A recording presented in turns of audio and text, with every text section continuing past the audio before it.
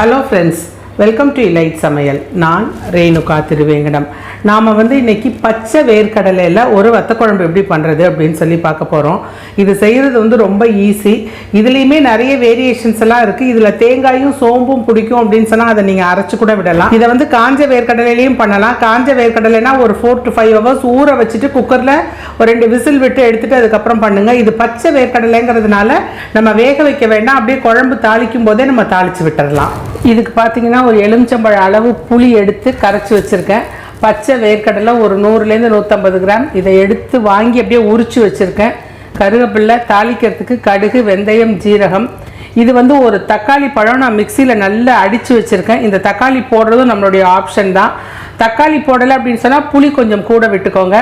சின்ன வெங்காயம் ஒரு 15 to 20 வெங்காயம். நம்ம சாதாரணமாக என்ன அளவு இந்த குழம்புக்கு இந்த புளிக்கு நம்ம மிளகாத்தூள், சாம்பார் தூள் போடுவோமோ அதை எடுத்து வச்சுருக்கேன். தேவையான அளவு உப்பு, நல்லெண்ணெய் தான் இதுக்கு ரொம்ப முக்கியமாக வேணும். இதை எப்படி பண்ணுறதுன்னு பார்க்கலாம் வாங்க. இதுக்கு எண்ணெய் கொஞ்சம் தோண விட்டுக்கோங்க. ஒரு 3 டேபிள் ஸ்பூன் எண்ணெய் விட்டுருக்கேன். எண்ணெய் காயட்டும்.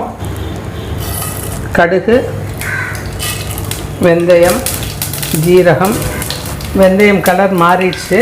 வெங்காயத்தை போட்டுடுங்க. கருவேப்பிலை,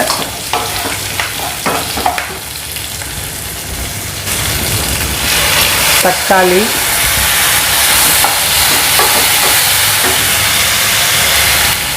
கடலை போட்டுடுங்க.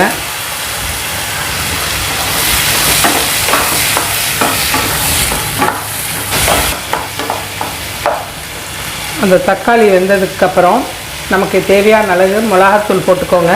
மிளகாத்தூள் போட்டு ரொம்ப நேரம் வதக்காதீங்க. கொஞ்சம் ட்ரையாக போயிடுச்சுன்னா காந்தல் வாசனை வந்துடும். மிளகாத்தூள் போட்டு ஒரு பெரட்டிக்கோங்க. பெரட்டிட்டு புளி கரைச்சி வச்சுருக்கோம் இல்லையா, அதை விட்டுடுங்க. அதோடு சேர்த்து இன்னும் கொஞ்சம் தண்ணி விட்டுடுங்க. இந்த குழம்புக்கு தேவையான அளவு உப்பு போட்டுடுங்க.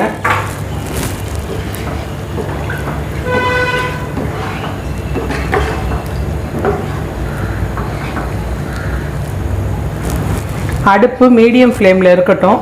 அடுப்பில் இப்படி நீங்கள் ஒரு மூடியை போட்டு வச்சுருங்க. நல்லா கொதிச்சு ஒரு 15 நிமிஷம் இது மீடியம் ஃப்ளேம்லேயே கொதிக்கட்டும். இதில் பார்த்தீங்கன்னா பூண்டு போடுறவங்க பூண்டு கொஞ்சம் போட்டுக்கலாம். அதே மாதிரி குழம்பு சேர்ந்து வந்ததுக்கப்புறம் நீங்கள் அரைச்சி விடணும் அப்படின்னு சொன்னால் தேங்காயும் சோம்பும் பிடிக்கிறவங்க தேங்காய் சோம்போ இல்லை தேங்காயும் ஜீரகமும் அரைச்சி விடலாம். இது எல்லாமே நம்மளுடைய வேரியேஷன் தான். தக்காளி பழத்தை சின்ன சின்னதாக கட் பண்ணி கூட போடலாம். இப்போ இந்த வெங்காயம் தாளிக்கும் போதே பூண்டும் தாளித்து விடலாம். இது எல்லாமே நம்மளுடைய வேரியேஷனுக்கு தகுந்த மாதிரி நீங்கள் செய்துக்கலாம். அண்ட் இது சேர்ந்து வந்ததுக்கப்புறம் இதில் கொஞ்சமாக வெல்லம் போடுங்க. டேஸ்ட் ரொம்ப நல்லாயிருக்கும். இப்போ இது கொதிக்கட்டும். ஒரு 15 நிமிஷம் கொதிக்கட்டும்.